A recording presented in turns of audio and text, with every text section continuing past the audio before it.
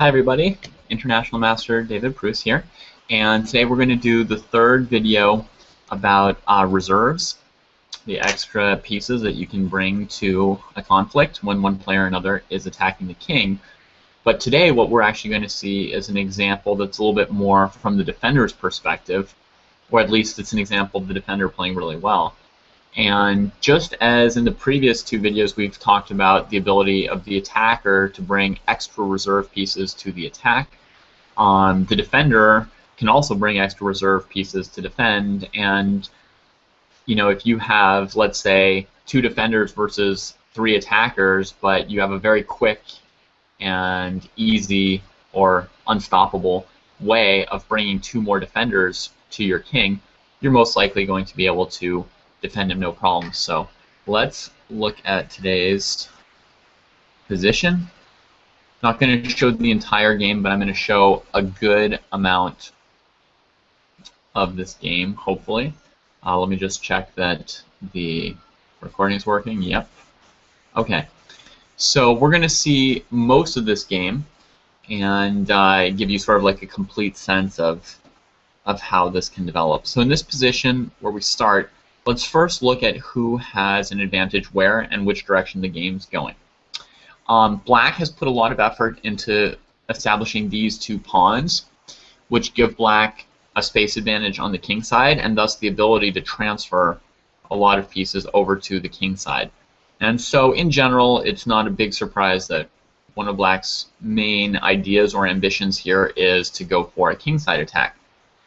Another part of the point of these pawns is to limit the ability of White to bring extra pieces to that same side of the board, the king side. And for example, you'll notice that this knight has been very deliberately sidelined by Black controlling these two squares with the pawns. Meanwhile, what did White do this game? Well, White gained space more on the queen side and a little bit in the center. So White could be looking for a queen side attack, for example, with a4, a5. Black's next move makes it pretty hard for White to ever realize a queenside attack, because at this point these pawns are blocked, these pawns are blocked, this move looks hard to make, and this move looks pretty hard to make. So it seems like White's ability to attack on the queen side is pretty minimal, and I think that most astute players here as White would turn their mind to thinking to how they can defend their king. Now, has Black made a threat yet on the king side? Not a tactical one, not a one or two move threat, but in general, Black has certainly signaled their intention to win on the king side. To some extent, they have a little threat here, which is to move this knight away. So let me make a random move just to illustrate this point. Once this knight moves away, this bishop is effectively trapped, and White's going to have to make big concessions / material concessions to get this bishop out. Black's just threatening h6 and g5, and taking here doesn't really help the bishop as much as it might like. You can play this horrible move to escape the bishop, and there's a good example of the kind of concessions you might have to make in order to not lose this piece. This bishop is terrible now on g2. This pawn is quite bad. We've given Black the open e-file. To work with these two weaknesses here, and White's king is a little bit opened as well. So definitely some painful concessions for White. So by the way, Black's move was actually a mistake, because in terms of attacking on the king side, the knight on a5, it blocks an attack that White really wasn't in a good position to make anyway, and it's better to transfer the knight towards the king side. So knight d8, this doesn't appear to attack the king on g1, but this would actually be the proper way to use this knight as a reserve for attacking the king side. You could realistically get to g5 in some scenarios and help with the attack. So knight a5 is played, and White has to trade off this bishop because otherwise it's getting trapped. So we get to this position. Now, from here, over the next few moves, White does a magnificent job of transferring reserves to the king side, even before sort of preemptive of Black's attack. And a lot of times good defense requires a certain measure of like knowing what your opponent's attack is in advance and sort of taking preemptive measures against that. And that's something that, for example, Tigran Petrosian was very, very famous for, right? With his prophylactic thinking, like realizing what threats were going to come 5 moves down the road or 10 moves down the road, and taking action to actually prevent that in advance. You're going to see white now find ways to transfer pieces to the king side, and also ways to find more space and better space for the pieces he already has there. So the first move is already a surprising move, e3, but this is a fantastic move. It looks risky because you would be concerned as white that you might allow the move like f3 at some point, that you might open the f file, that you might weaken your light squares. There's a whole bunch of things about e3 that are positionally possibly suspect, bad things that could happen to you because you've played e3. But what's the main benefit of e3? I'll let you think about that for a second. The main benefit of e3 is that it now connects our queen with the king side. So our queen is now a reserve piece that's helping possibly to defend the king side. So e3 is played, even though it may open up the opponent's rooks. And black plays rook e to f7. So they're really focusing the f file, looking at the square f2, looking at the possibility of maybe f3 to try and trap this bishop. In some cases, you could trap the bishop on f1 with the pawn on f3, and then just switch to some other positional plan for winning the game while the bishop is stuck there. So now white plays, importantly, their follow-up move, which is bishop f3. Now the bishop is one of the few pieces that was already defending white's king in a very clear way, but white is now aiming to improve that bishop to g4, where it will still defend the king, but it'll also chase this queen away. So he's improving the power of one of his defenders already by bringing it up to a stronger square. And black plays to restrain that with h5, of course, stopping bishop g4 and bishop e6, which could also be annoying. This move also falls in with black's plans anyway. He'd like to play h4 at some point and trade here, and really just completely break up the pawn structure around white's king. Now, white plays another surprising move, or perhaps slightly surprising to some people, which is he trades his e-pawn. Now, what this does that would cause this to be a surprise for some people is it opens up the long diagonal for black's bishop that have been blocked in, and it also leaves white with double isolated pawns. So those are the reasons someone might be worried about playing e takes f4. But the important thing about this is that when white follows up with the excellent move g4, having already made this pawn trade keeps black from being able to open the rooks by playing f takes e3. Let me just make sure that's clear visually. If white plays g4 here, black can take here and open both rooks. So basically, it's a choice between opening the bishop and opening both rooks. So when white plays ef4, he's opening the bishop, but it's allowing him to block these rooks for the moment. It still seems like black has possibly the e-file, possibly another pawn trade coming, ways to get these rooks into the game. So it doesn't look like it's all over for white here, and black tries to activate the bishop and use it as a reserve. You know, it wasn't attacking white's king from here, but it's a reserve. He tries to aim it at white's king side. As long as this pawn is here, he might not be able to use it, but he could look for some chance to play pawn takes g4, bishop takes g4, f3. So now white has one defensive piece and one reserve sort of helping it. Black has 4 pieces which are close to the king side and trying to get in there, but basically they're all sort of in the position of reserves at the moment. Like, they've all been blocked in at the moment. This pawn is blocking 3 of black's pieces, and this pawn and bishop are kind of keeping the queen at bay. So black's kind of in a position of having 4 reserves versus 1 defender and 1 reserve, and so what he'd like to do is try to like activate these pieces sooner. But meanwhile, white is just going to continue marshalling as many defenders as possible, so the next obvious defender would be the rook. It may look easier to bring your knight around here, but the rook is actually more powerful than the knight, and the knight could be a little bit awkward on g2. like restricting the bishop and not being able to move to these squares because black controls them well. So it's not exactly obvious a good way to use this knight. I mean, a good way would be to put it on e4 somehow, but that's not happening in any obvious way. So white gets the rook into the game, and it takes him a turn, but black's doing the same thing. White gets a rook into the action, and now black is going to get his rooks into the action on one of these two squares. And quite possibly makes the wrong choice here with rook h7, but if he plays rook g7, white can similarly now make a trade, move the queen, and get another reserve piece into the defense. And what you see is like these two knights are basically sidelined at all times, but other than that, white is managing to get as many pieces to defend as black has potential attackers. And so white's really not in any danger here. If you're trying to hone your instincts, tell yourself there's no danger here for white. So black continues with rook h7. White makes a trade, and now brings his rook into position.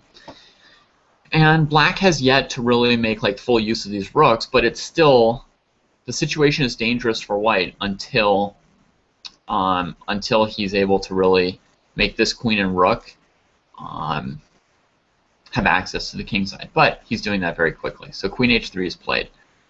And by the way, I mean, white should really not be looking to try and win this pawn on h5 in general. That's not at all your goal. Your goal is to marshal defenders, not to open lines for the attackers. After black plays f3, you've just activated this rook from a reserve to an attacker, and activated this bishop from a reserve to an attacker. And I'm not even going to calculate any variations here or show you any variations. I just assume this is instant death for white.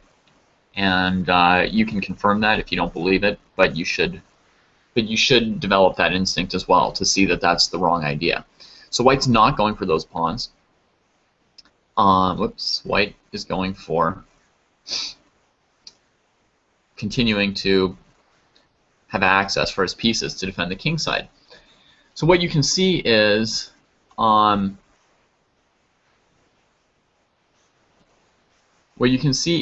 white already several moves ahead saw that black could menace his king side and has just very, very effectively and non-stop brought the pieces to defend this side of the board. Now black played rook to g8, and here white kind of spoils their position by making an overly aggressive move. Rook takes e5, this sacrifice, followed by queen takes e5. But white doesn't yet have the follow-up with these pieces to justify such an aggressive move, because after black plays rook hg7, you'll see that black has these pieces fighting against basically these pieces at the moment. And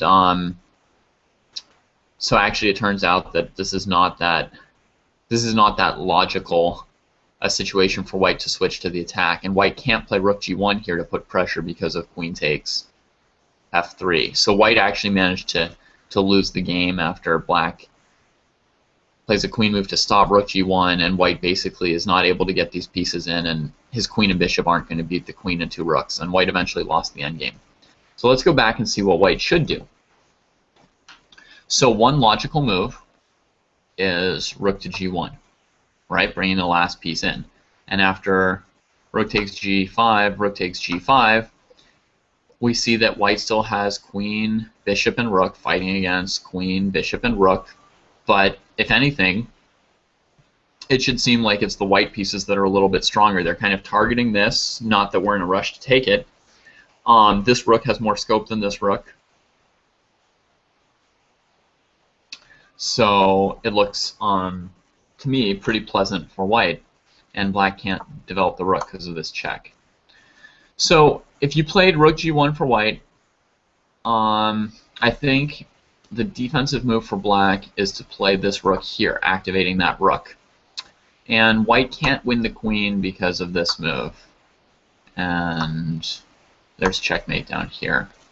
So I think white probably still refrains from taking on h5, and you probably get a situation that looks like this, this, this.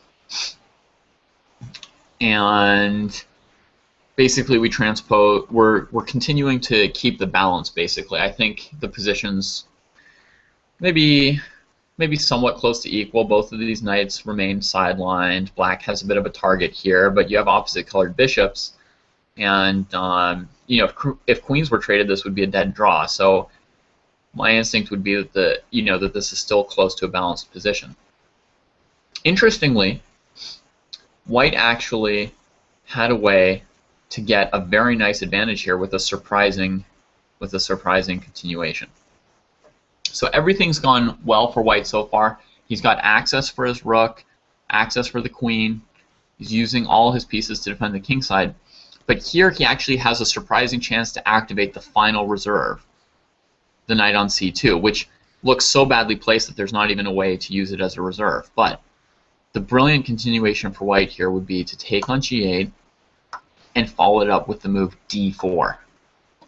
And if you do a good enough job of using your reserve pieces to defend an area, especially even before your opponent gets all their pieces into place to attack it, one of the things that can happen is that you somehow transition from defender to attacker, and that's sort of what's happening here suddenly.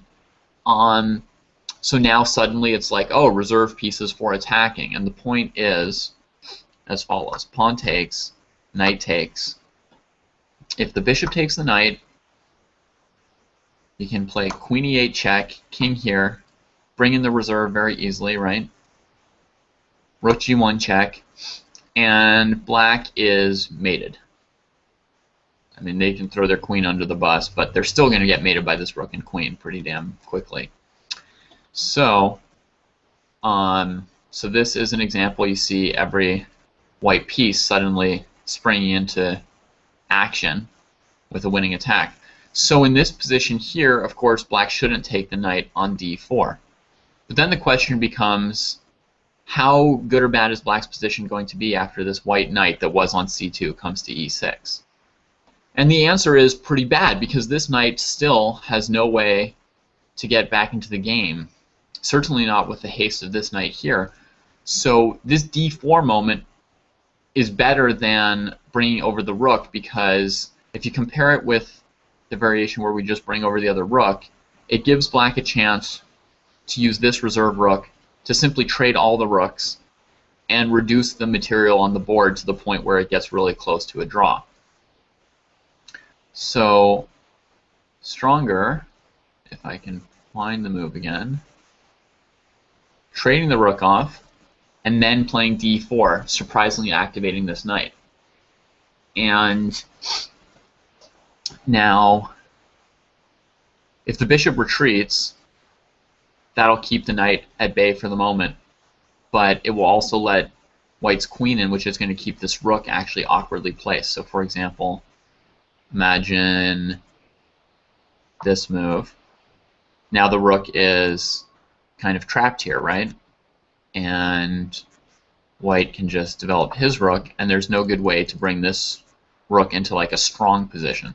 So you play this move threatening to maybe start checkmating. You can also make this trade here as black, no reason not to maybe. See if you can get one of these pawns moving.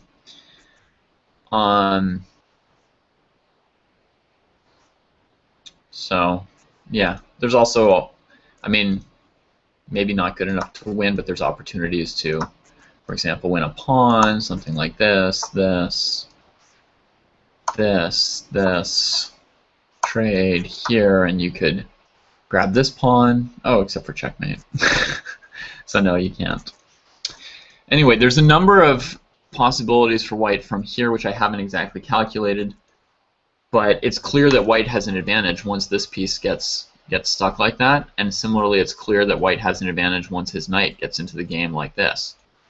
So I just want to play through the sequence another time, and you should play through it several more times yourselves to see how this developed from white having a lack of space on the king side and black preparing to muster an attack there, to white being able to get so many reserve pieces to the king side that they defend it with ease, and black never even really registers an important threat.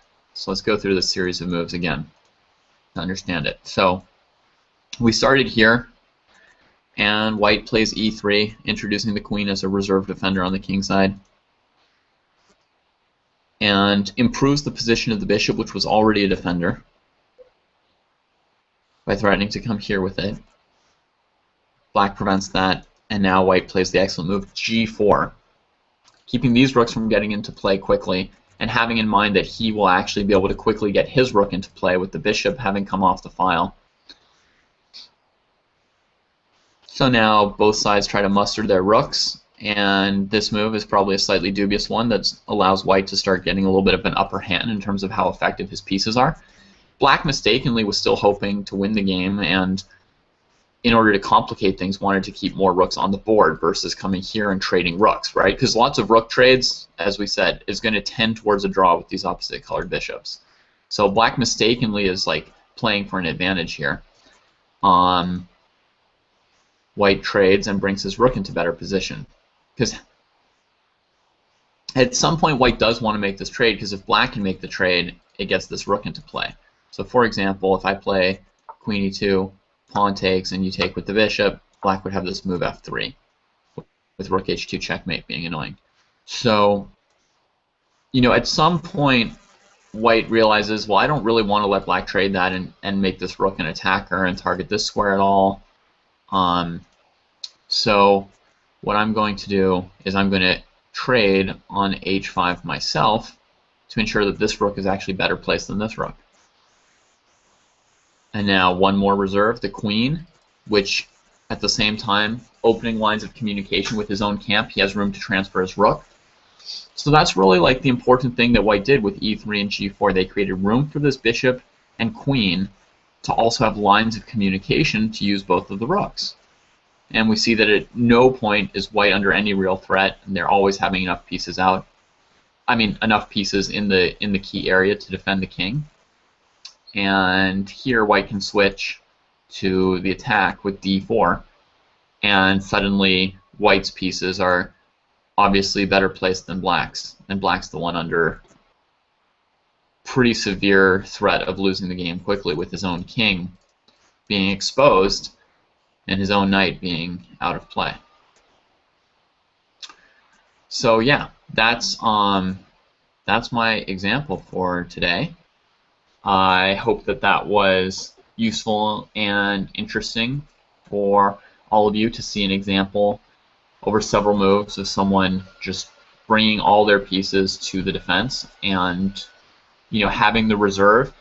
One of the things that we saw towards the end there, where I said that d4 is better than bringing the rook on b1 over first, was the rook on b1 was effectively able to get to g1 at any point. So it was like a reserve that you have at the ready, easily able to come in whenever you need it, but because you're not really looking to trade it, instead you prioritize doing something else first with the d4 move, trying to activate the knight on c2 or open the e-file for your queen. So, so that's an interesting little point as well, that sometimes if you have like a piece as a reserve, it's not always a rush to bring it into play, and instead there we know that we have access to it, and then we start working on the knight on c2, trying to get something out of that piece. So it's a really, really brilliant defensive effort there. And once you've seen it, it may not even look like defense, because it's like, oh, white had a good position and concentrated pieces on the king side, and then you know, had the upper hand and could attack black. But you have to realize that that starting position that we looked at with the black pawns on e5 and f4, that's a big space advantage on the king side for black, and we would normally expect black to be attacking on the king side. And because white correctly expected it and dealt with it, he eventually made it look like black didn't attack on the king side. But that was a supreme defensive effort, in my own opinion. So there will be one more video that I have planned in this series, which will be an example of the attacker winning, since I've always had a soft spot for the attacker versus the defender. So look forward to that, and yeah, take care.